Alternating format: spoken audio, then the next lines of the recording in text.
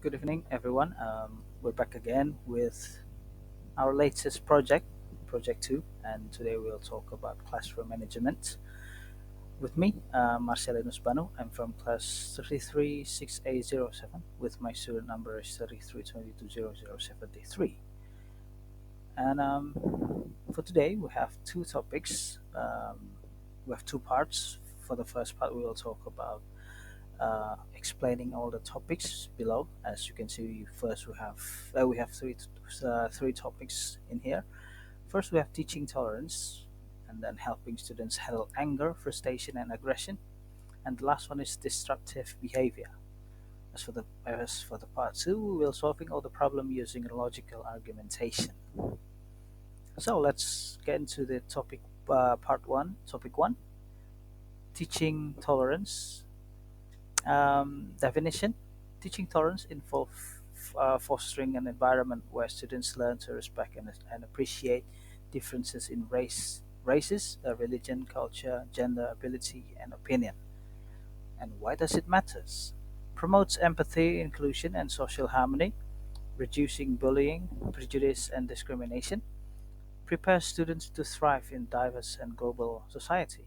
For example, reading a novel like Wonder by R.G. Palacio can open discussion about empathy, differences, and kindness, helping students internalize tolerance through storytelling.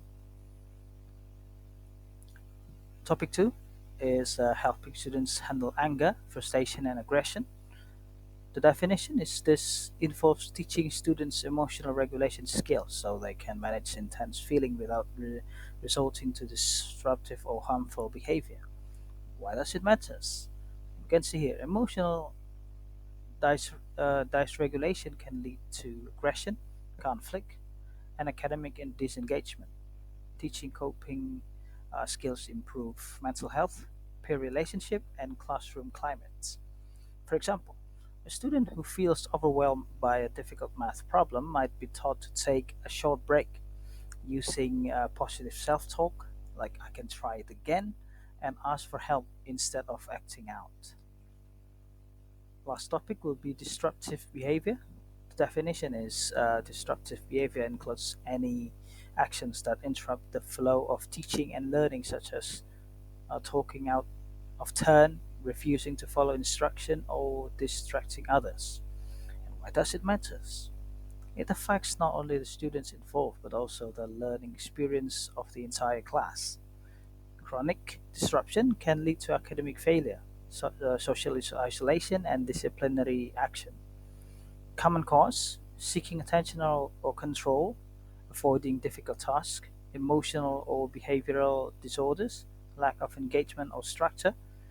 For example, instead of sending disruptive students out of the room immediately, a teacher might use private conversations to understand the cause and offer a chance to reset their behavior.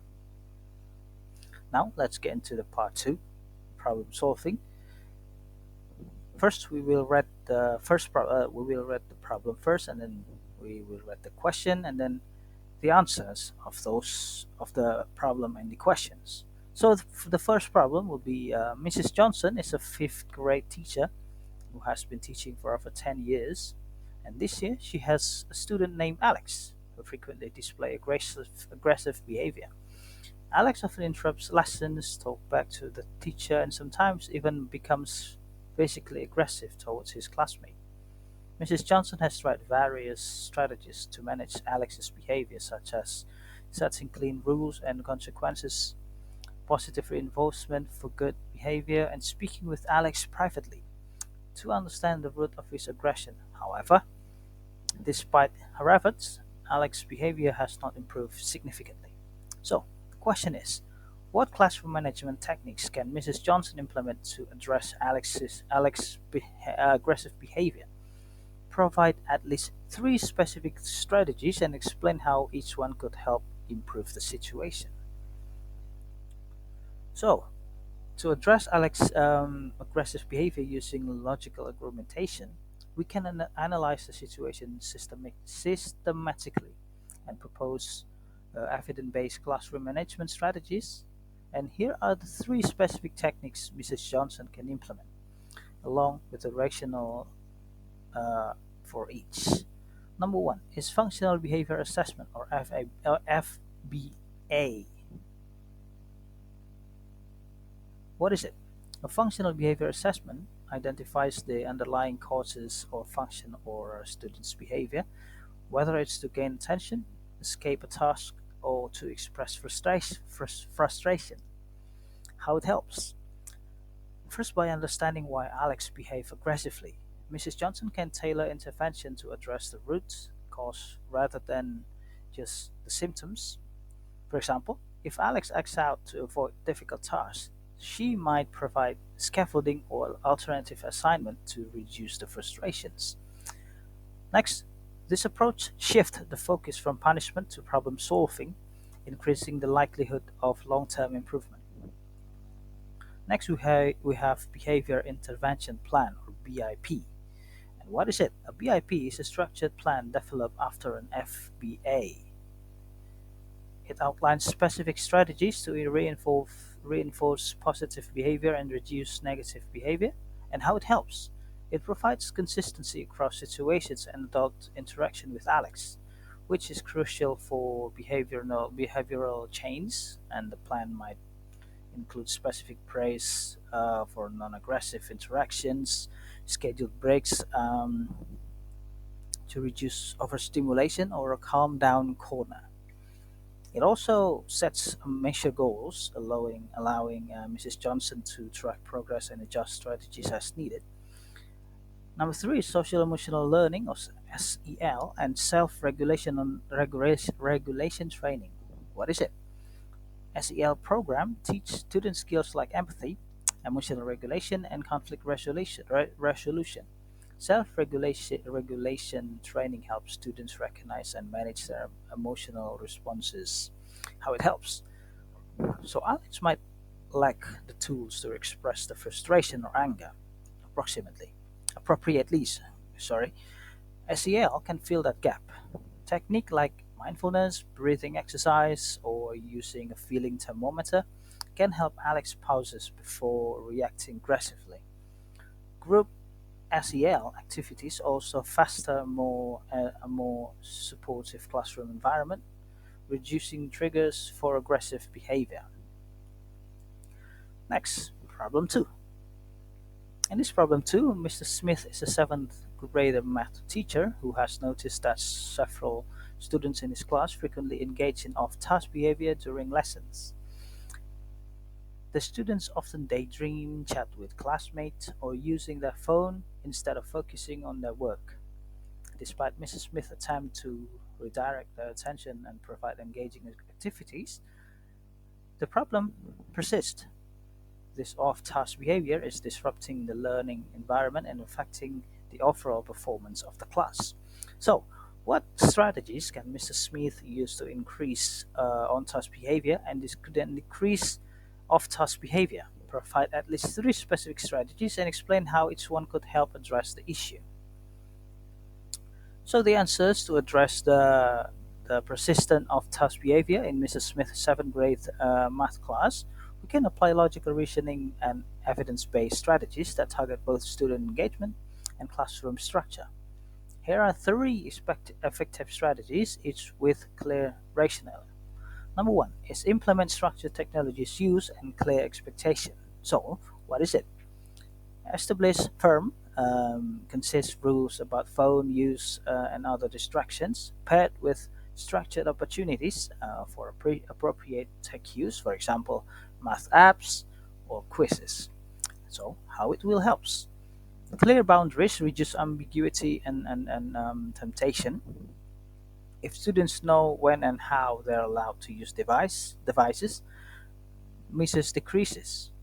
Next, incorporating technologies into lesson in a controlled way can direct students' interest towards learning tools rather than distractions. Consequences for misuse should be consistent and calmly enforced to maintain authority without escalating conflicts.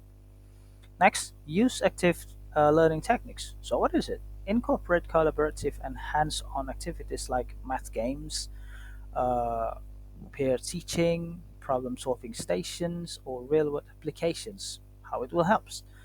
First, students are more likely to stay on task when they're actively involved rather than passively listening. Group work and movement-based tasks break the monotony and appeal to different learning styles. Peer accountability can also reduce chatting and daydreaming as students rely on each other to complete tasks. Lastly, number three is use proximity control and positive reinforcement. So, what is it? Proximity control involves the teaching moving around the classroom to subtly redirect behavior. Positive reinforcement rewards students for staying on task. So, how it will help? Physical presence of task students can non-verbally cue them to refocus without disrupting the lessons. Reinforcing on task behavior, for example, praising, participation points maybe, or small privileges, to encourage the student to repeat that behavior. Visual approaches balances subtle corrections with motivations, creating a more positive classroom climate. So we get into the last problem, problem three. In problem three, Miss Brown is an eighth grade English teacher who is facing challenges with a student named Jake. Jake frequently exhibits disruptive behavior in class, such as talking out of turn, making inappropriate comments, and distracting other students. Despite Miss Brown's attempt to manage the behavior through verbal warnings and seating changes, Jake's behavior has not improved. This disruptive behavior is affecting the learning environment and making it difficult for other students to concentrate on their work. So the question is, what specific strategies can Miss Brown implement to manage Jake's disruptive behavior? Provide at least three strategies and explain how each one could help address the issue. As usual, to manage Jake's disruptive behavior effectively, Ms. Brown needs to move beyond service level intervention and apply targeted proactive strategies grounded in behavioral psychology and classroom management principles. Here are the three specific strategies, each one with logical rationale.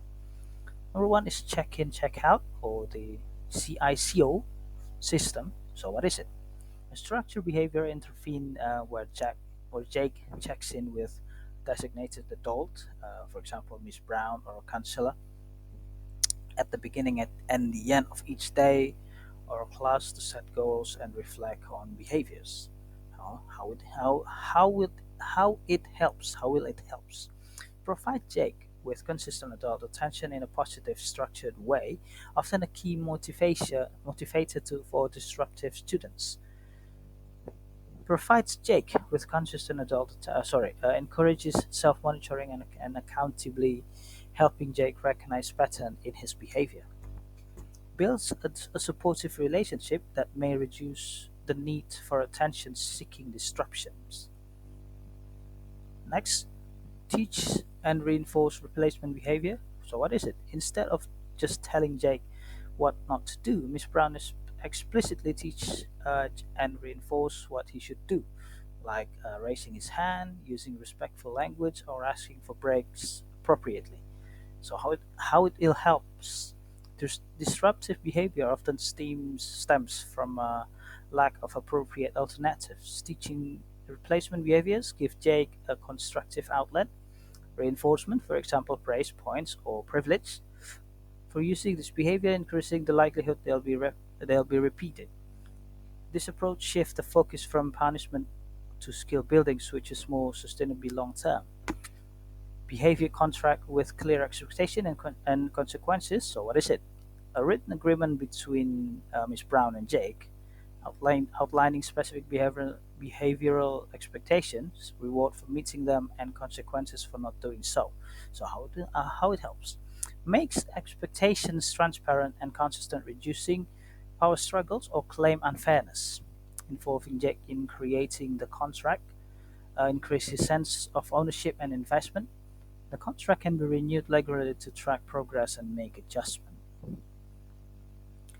So, the conclusions for today is that effective classroom management hinge on understanding the root causes of students' behavior and responding with empathy, structure, and proactive strategies whether addressing aggressions, off-task behavior, or disruptions.